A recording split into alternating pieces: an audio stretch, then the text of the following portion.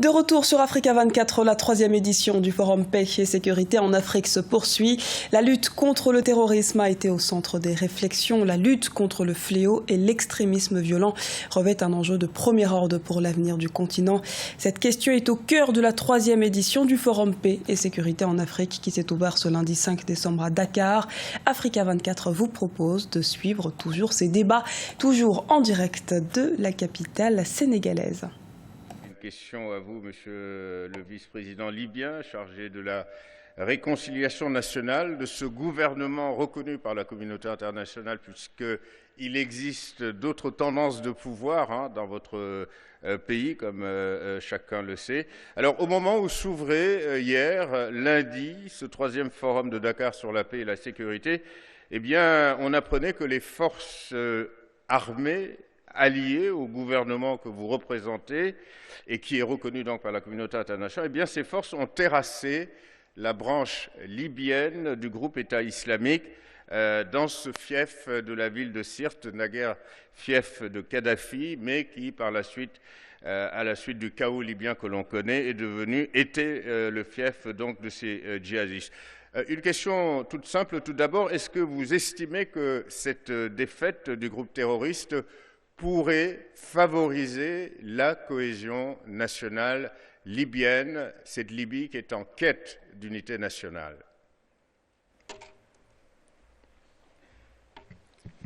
شكرا جزيلا. في البداية أشكر سيادة الرئيس على استضافة هذا المنتدى. هو في الواقع سؤال مهم جدا.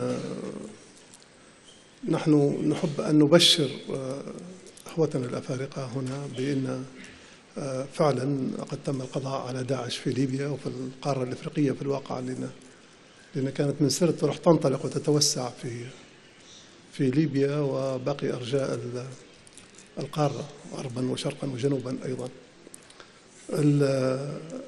الذي قام به جيشنا هناك في سرت كان عمل جبار ولم يكن متوقع.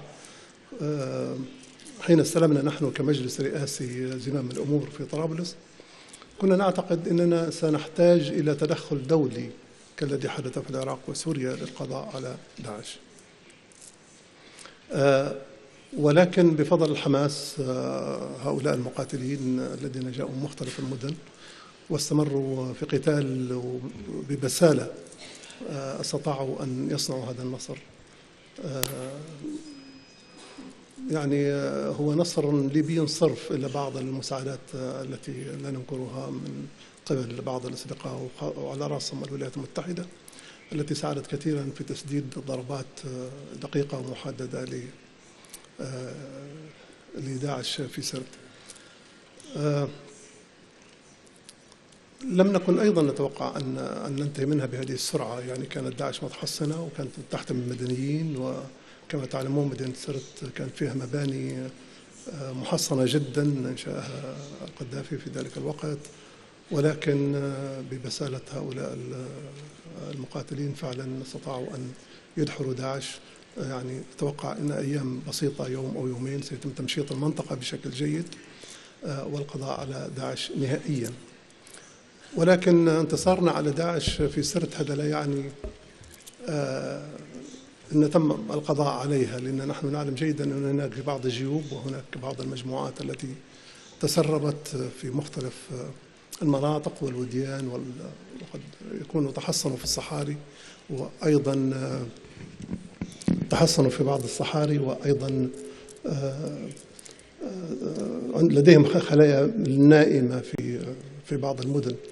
هذا ما يتطلب أن نستمر في ملاحقتهم، برغم كما تعلمون جميعا ليبيا ليس لديها جيش بمعنى الحقيقي، بمعنى بعد سقوط نظام القذافي انهارت المؤسسات الرأس المؤسسة العسكرية والأمنية، فنفتقر في الوقت الحالي الأجهزة الاستخبارية التي ممكن أن تساعدنا كثيرا في ملاحقتهم في هذه المناطق التي يتحصنون بها. هذا الحدث نعم نحن نسعى أن يوحد الليبيين في الشرق والغرب والجنوب، لأن سرت هي قلب ليبيا، يعني هي المنطقة الوسطى التي تفصل بين مناطق ليبيا المختلفة، وهي الأقاليم المعروفة برقة وطرابلس وفزان. فهذا النصر يجب أن يستغل وأن يلم اللحمة الوطنية للشعب الليبي، لأن أعتقد هذا النصر الوحيد على داعش الذي يتحقق في العالم بشكل عام، يعني في الدول التي انتشرت فيها. كما تعلمون أن هذه الأعداد الهائلة من المقاتلين أتت من مختلف دول العالم، مختلف دول، لا نستثني أي دولة، سواء دول جارة أو دول مختلفة، سواء كانت حتى أوروبية آسيوية وسواها.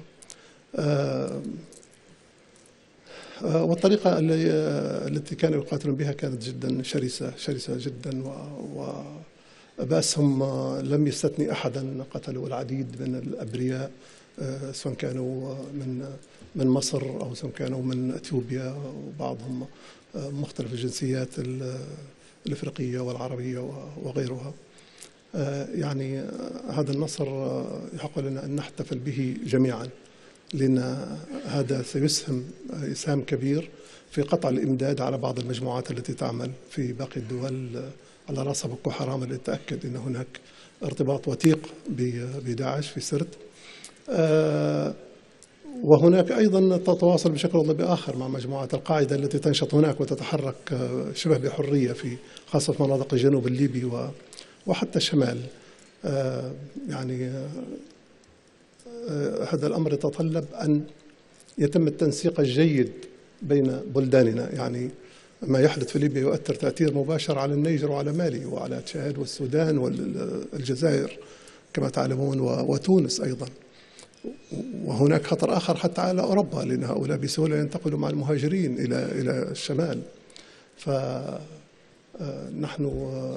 في هذا الظرف محتاجين للاستعانة بجيراننا، وأيضا الاستفادة مع الدولة مثل فرنسا فيما يتعلق بتوفير التكنولوجيا وتدريب أيضا عناصر استخبارية ليتم ملاحقتهم ومتابعتهم. يعني انتهت سرت، لكن صراعنا مع الإرهاب لم ينتهي بعد. لابد أن يكون هناك تنسيق وثيق فيما بيننا ومتابعة دقيقة حتى نستطيع أن نقضي على هذه الجماعات. شكرا.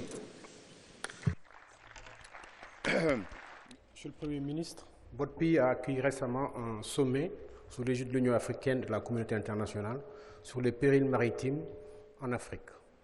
Trafic d'êtres humains, trafic de drogue, pêche illégale, opération de certains pirates dans des zones comme le golfe du Bénin. Ce sommet a eu son importance. Au niveau des problèmes, des constats faits au niveau des problèmes, je pense qu'il y a eu convergence totale. Mais apparemment, au niveau des solutions préconisées, il y a de profondes divergences du fait de certaines approches. Certains proposent une approche sous-régionale pour contenir tout ça, d'autres une approche plus ou moins continentale, sous l'égide de l'Union africaine. Pourtant, les dégâts que font les périls maritimes, quand même, font de gros désastres pour les économies africaines et les pays africains. Est-ce qu'il y a aujourd'hui une possibilité de tomber d'accord sur des stratégies de solutions efficientes et rapides? Merci. Merci de m'avoir donné la parole. Avant tout propos, je voudrais, au nom du président de la République togolaise, son Excellence M. Faure Eswazini Gnassingbé, remercier son homologue ici présent, son Excellence M. Macky Sall, pour l'accueil qui nous a été réservé, mais également pour avoir institué ce forum qui permet d'échanger sur des questions d'intérêt commun. Pour revenir à la question que vous avez posée, il y a très exactement 52 jours aujourd'hui que l'Union africaine, les 54 États, se sont retrouvés au Togo dans le cadre d'un sommet extraordinaire des chefs d'État et de gouvernement sur la sûreté, la sécurité maritime et le développement en Afrique. Vous voyez que ce thème n'est pas loin de celui de ce jour. sauf que on l'a mis sur un territoire qui est la mer, mais ça aborde le problème de l'insécurité. Alors, vous dites qu'il y a eu de divergences, c'est la première fois que j'apprends ça en tant que tel. Sinon, les 54 États, dans le processus, ont adopté la charte de l'Union africaine. Dans un processus, il y a plusieurs étapes. Il y a eu l'adoption. Le même jour, près d'une trentaine ont signé cet accord qui est baptisé Accord de Lomé. Maintenant, il y a une autre étape, celle de la ratification. Selon les clauses de l'Union africaine, il suffirait que 15 pays sur les 54 ratifient cette charte pour qu'elle devienne opérationnelle. C'est vrai, pour reprendre un peu l'idée que vous avez, exprimée en disant divergence, il y a quelques points sur lesquels certains États voudraient revoir peut-être l'écriture.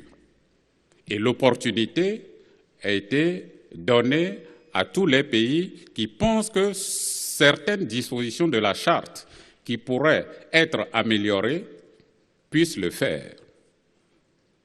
Ça, c'est cette nuance que j'ai voulu apporter, mais en disant que c'est un processus et donc l'adoption a été une chose, la signature par certains États aussi une autre étape, et celle capitale que nous attendons maintenant, c'est la ratification de la charte par 15 États. Et c'est tout récemment que l'Union africaine vient de formaliser ou bien de sortir la version officielle de cette charte qui va circuler maintenant pour que les États puissent procéder à sa ratification.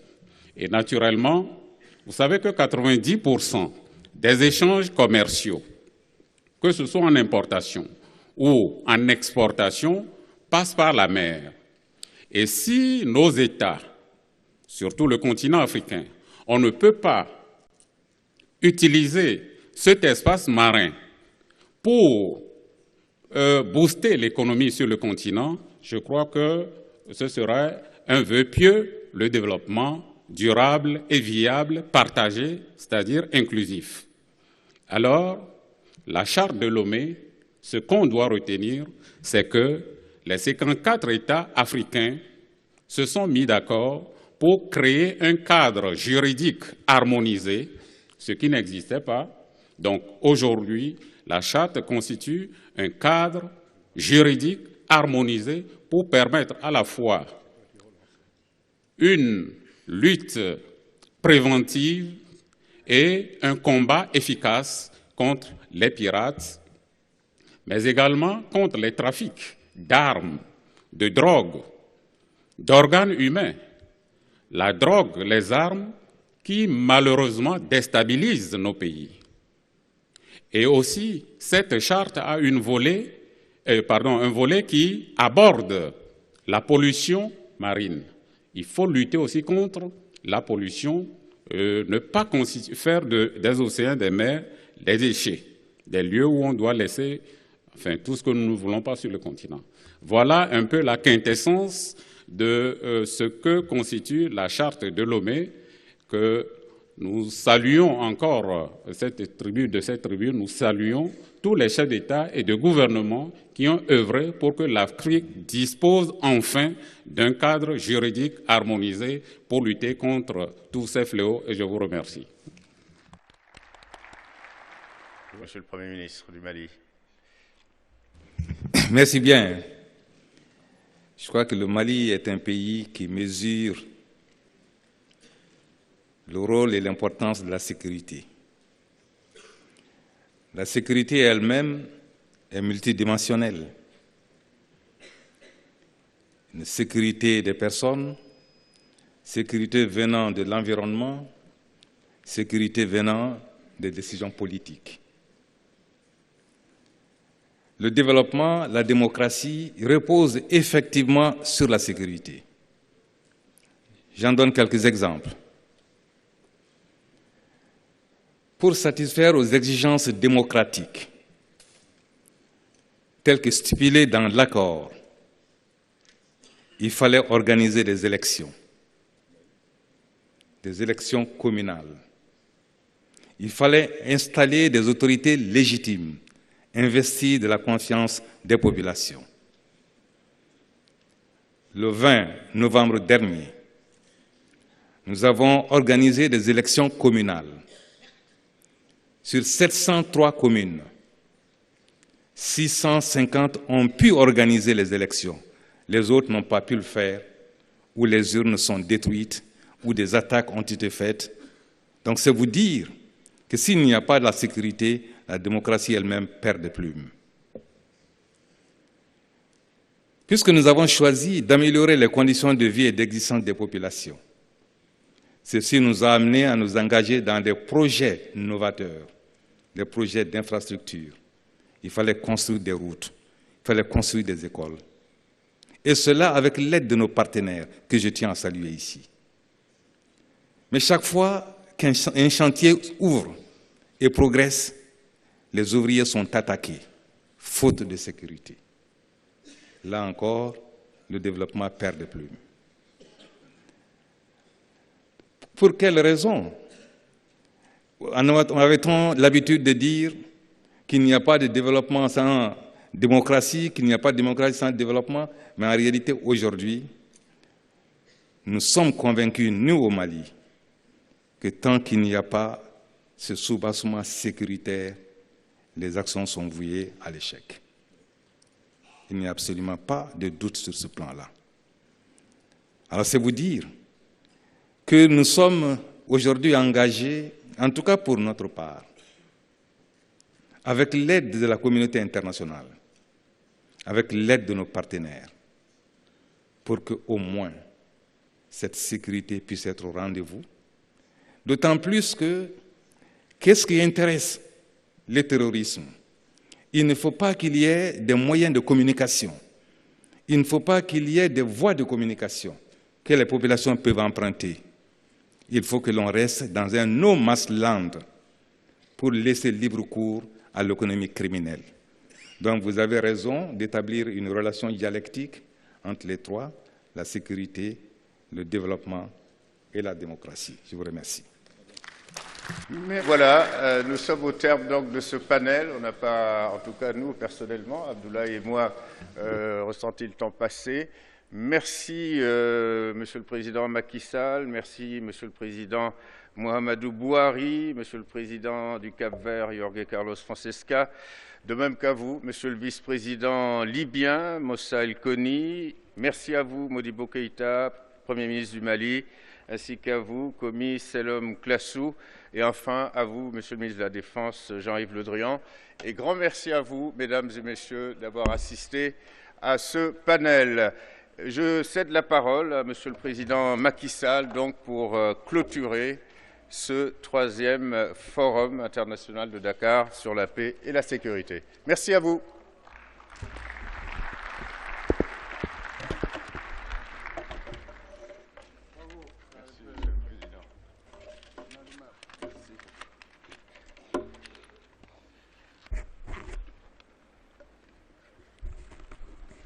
Je vous remercie. Je pensais que ce panel mettait fin, en réalité, à la 3e édition du Forum international de Dakar sur la paix et la sécurité. Excellence, Monsieur le Président Mouhamadou Bouhari, Excellence, Monsieur le Président Jorge Carlos Fonseca, Excellence, Monsieur le Vice-président du gouvernement de Libye, Messieurs les Premiers ministres du Mali, du Togo, Excellences, Mesdames, Messieurs les ministres, Mesdames, Messieurs les membres du corps diplomatique, distingués participants, diplomates, militaires, professeurs, en vos rangs et grades, Mesdames et Messieurs. je voudrais exprimer ma profonde gratitude au président Buhari et Fonseca, qui nous ont fait l'amabilité d'être présents à cette 3e édition du Forum international de Dakar sur la paix et la sécurité en Afrique.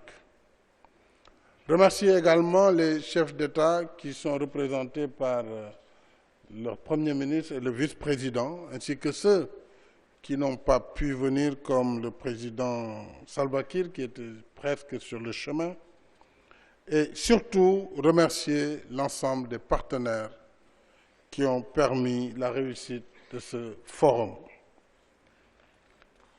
Je voudrais exprimer là aussi et de vive voix à l'ensemble de nos partenaires qui ont contribué au succès de ce forum. Je félicite le ministre des Affaires étrangères et des Sénégalais de l'extérieur, M. Mankeur Ndiaye, ainsi que tous ceux qui ont contribué à l'organisation de ce 3e forum. La qualité exceptionnelle de vos contributions et votre participation massive ont assurément renforcé la dimension internationale de la présente édition.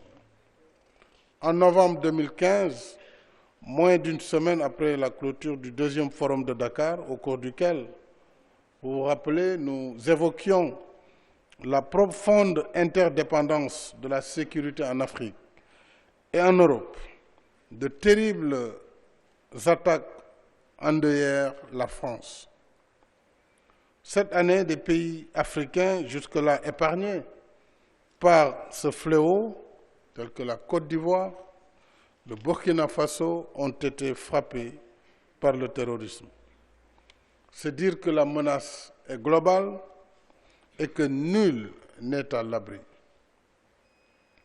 Cela confirme à l'évidence la nécessité non seulement d'échanger sur l'analyse des solutions ou l'analyse des situations, mais surtout de partager nos expériences sur les solutions efficaces à mettre ensemble en œuvre. Cette année, nous avons surtout mis l'accent sur le besoin de trouver des solutions pragmatiques et rapides, notamment par l'adaptation de nos forces de défense et de sécurité face aux menaces asymétriques, en renforçant en particulier la formation et l'équipement. Nous avons également abordé la réponse doctrinale de l'islam à l'extrémisme violent, un sujet non suffisamment exploré jusqu'à présent. Je pense que nous devrons nous arrêter un moment sur le sujet de la réponse doctrinale, que les pays africains puissent, les pays musulmans, j'allais dire, puissent ensemble, au-delà des clivages, réfléchir sur les réponses à donner, parce que ça va être une réponse globale qui permettra, en tout cas, de neutraliser cette propagande extrêmement nocive à nos enfants qui, aujourd'hui, se radicalisent par le net. Le contrôle aussi des contenus reste une préoccupation. Nous avons évoqué tout à l'heure le triptyque sécurité, démocratie et développement, mais comment assurer la sécurité sans avoir accès et sans maîtriser les contenus de ce qui se passe sur la toile? Voilà une équation également que nos chercheurs et autres penseurs doivent aider à élucider. De même, nous avons identifié des moyens d'assurer une meilleure protection de nos espaces frontaliers et numériques, y compris par la modernisation des capacités de renseignement et une plus grande coordination de nos services de sécurité. La force du Forum de Dakar, c'est aussi rassembler l'ensemble des acteurs concernés par les questions de défense et de sécurité dans un cadre informel de libre-échange pour sortir des idées et discours convenus. Tel est aussi le sens du panel de haut niveau que nous venons de réaliser. C'est cela le message de Dakar, une réflexion libérée et décloisonnée sur les défis sécuritaires de l'Afrique pour des réponses concertées. C'est pourquoi je me félicite de la participation accrue du secteur privé cette année. Le partenariat public-privé dans le domaine de la sécurité, notamment l'initiative annoncée de l'Union européenne, est d'une grande importance. De telles approches permettent de mieux prendre en compte le lien étroit entre la sécurité et le développement.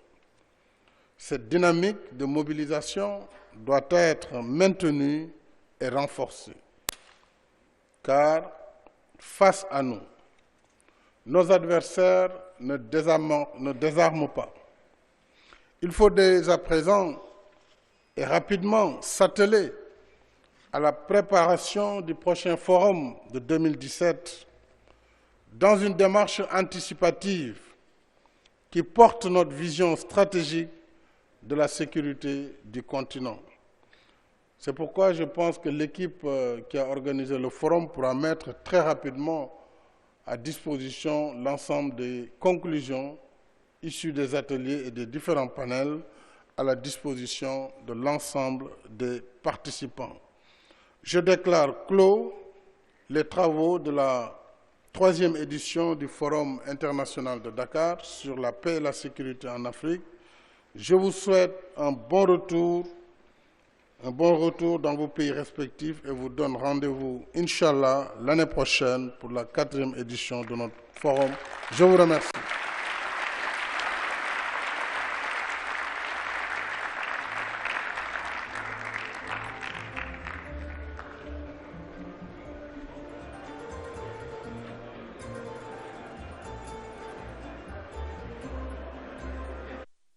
C'était le Forum Paix et Sécurité en Afrique, un rendez-vous qui s'est tenu au Sénégal ces 5 et 6 décembre 2016.